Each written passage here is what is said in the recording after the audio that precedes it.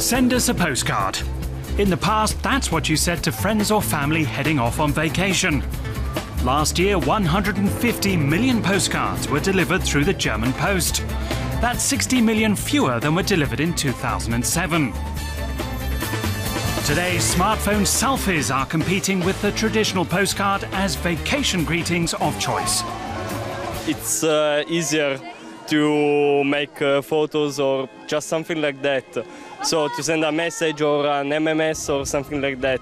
I have a collection of postcards. I have a lot. I love postcards, yeah.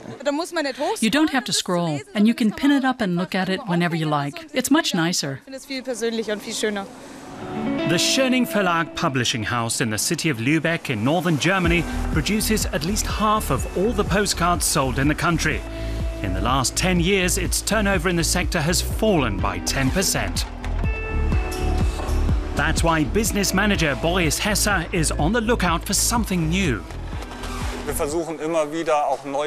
always trying to implement new ideas. This year we introduced what we call QR code cards. You can scan them with your cell phone and they produce sounds. And we've developed new ideas for cards for kids. There are always innovations, but within a certain framework. Clearly the postcard remains the postcard. The Schöning Verlag sells 30 million cards a year. Dominating the top 10 on the publishing company's sales list are postcards with more than one image. Such cards basically imply this place has lots of fascinating sights. But there are also surprise success stories. Around 5 or 6 years ago, these sign-style postcards came on the market. We couldn't understand it. We usually take 6 to 8 photos and print them on the card, and suddenly we were just printing writing on a background, and that worked just as well. At least it did for a few years. Production was really simple. Yellow background, black text, and the card was finished. The publishing company works together with 80 to 90 photographers who travel regularly around Germany. Ralf Brunner is one of them. He's received several journalistic prizes for his work, though recently he's concentrated primarily on travel photography. For Schöning, Brunner takes pictures of Hamburg, Lower Saxony and the Swabian region. He's enthusiastic about classic motifs. I think this work is a lot more honest than taking phony pictures for advertising, pictures I wouldn't feel good about. I think the places I visit are beautiful, and I can show that in my photos. Schöning prints cards showing more than 1,000 locations. Feedback from retailers enables the company to expand and update its selection. One thing is constant: the weather is always good on postcards. A few exceptions only prove the rule. Tourists from different countries have differing tastes. Germans often buy humorous cards, while Americans go for historic views. And favoured destinations for different nationalities are reflected in popular postcards.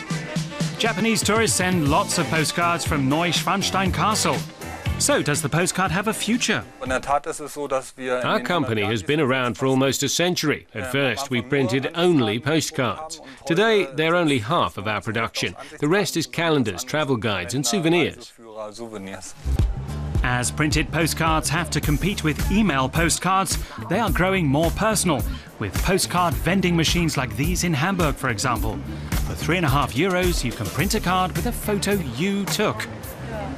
I like it. It's personal. It's perfect for a tourist, and I think it's really cute. You can hang it up at home.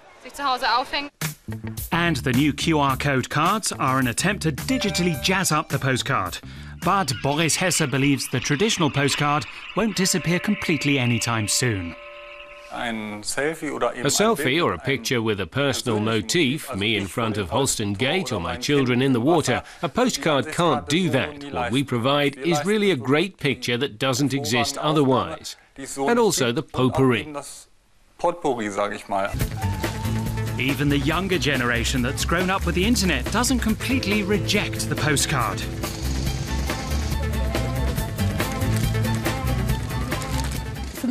I think they're cool because they're old school. They're much more fun than texting. Even in the digital age, there are people out there who still like to send and receive the occasional postcard.